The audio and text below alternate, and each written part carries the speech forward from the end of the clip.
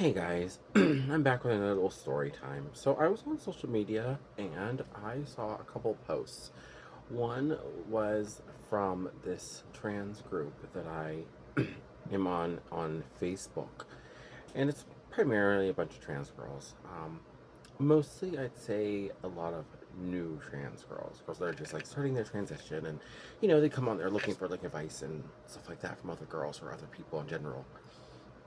And there's two questions. So the first one that was on there was someone having issues with someone using or people using their dead name and not, using the name that they wish to go by.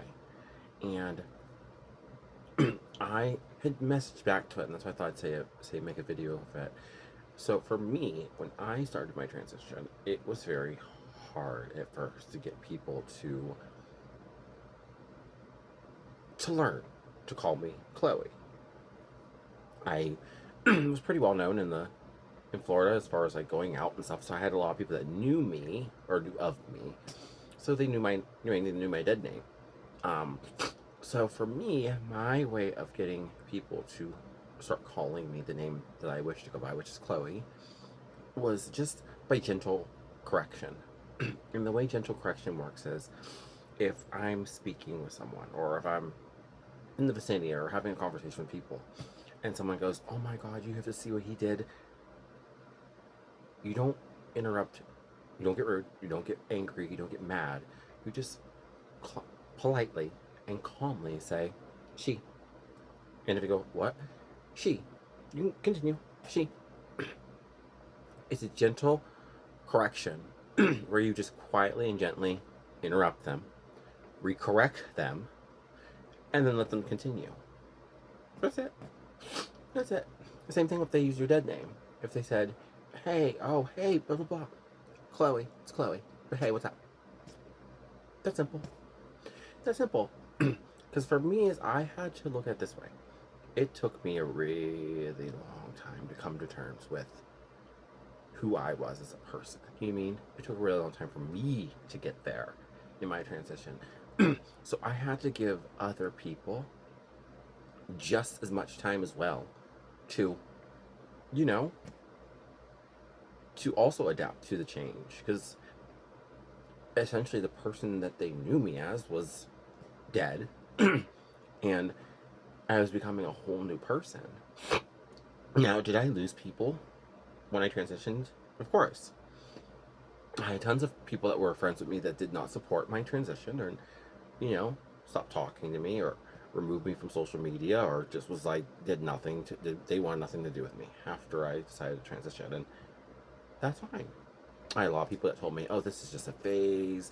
You're not really, this isn't something you really want to do," as if I hadn't, had inner thoughts and talks with myself about it or anything. You mean?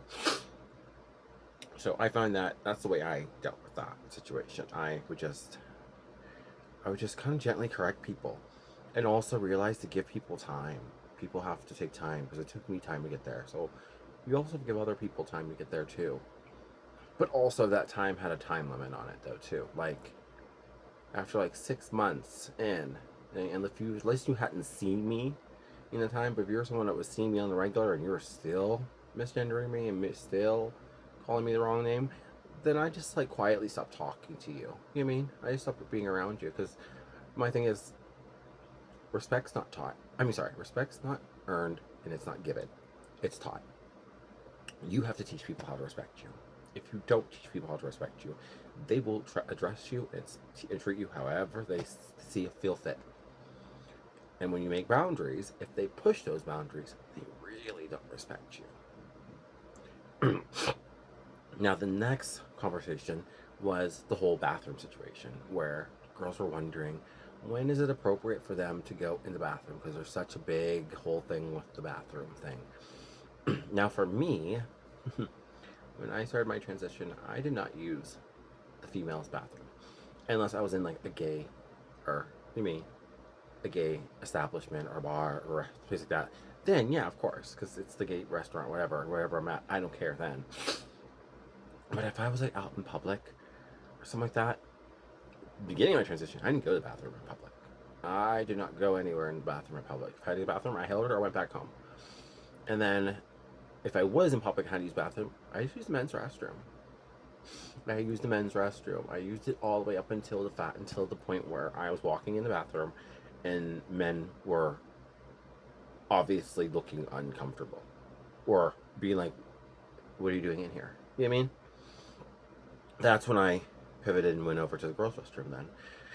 Because then it was just easier that way. Because it was just obvious. I let the public tell me, where I should be. I didn't let other people dictate where I went and where I didn't go. I went to the men's restroom, and when I started making people uncomfortable in the men's restroom, that's when I started going to the female's restroom. And I've never had an issue going to the bathroom before. Ever. Ever. I've been in the bathroom, just washing my hands, have my purse at the sink, fixing my makeup. I've had conversation with women in the bathroom. I've never have ever had a situation where someone in the bathroom has been rude or ignorant or something like that to me. But I also noticed, though, if you look on the news and all these situations where, like, these people are having these issues with trans people, because a lot of people that we see on the news aren't trans. But I'm not going to sit there and devalidate or anything someone's experience. But I just don't find it to be true, because if you are trans, why are you trying to make so much? Why are you trying to make so much? Like, why are you trying to cause a scene when you're just trying to exist in a world where it's hard to just exist in? You know what I mean? Like, you would just think you'd want to make things a lot easier for yourself. At least that's how I took my transition. At least I wasn't trying to, cause a bunch of scene to myself and stuff like that. And then I was also very like mindful. Like, I was very mindful as to like was going, the places I was going, how I dressed when I went to these places. Like, the people that are targeting these people and saying things to these people that are using the women's bathroom that don't look like women. And I'll say it, they don't look like women. Like, and I blame partly the gay community for that. And here's why. In the gay community, when someone comes out as trans, or we see, the girls or whatever hanging out and stuff, the gays will sit there and they will hype you up. And that's wonderful. That's beautiful and wonderful and great. But just because you go out in the gay bar, in the gay town, in the gay area, and all these gays are going, yes, queen, slay, work, work, work, oh, you're gorgeous, you're beautiful, you are. You are beautiful, you are great, you are slaying, you are killing it. But then when you go into these straight environments and these straight places, you have to be mindful. The way you look to our community is not the way you look to their community. And that's where the disconnect is, I think. That these girls or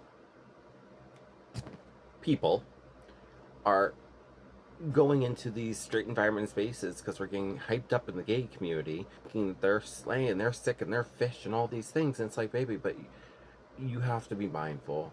You really do. You have to have some form of decorum. You have to use some sort of, awareness of where you currently really are at and stuff. Like, if you're going shopping in a town center where there's children, maybe we shouldn't wear the mesh see-through shirt with X's on our titties. Maybe we shouldn't be wearing a tight dress and not tucking. Like, I think we just need to be more mindful. That's all.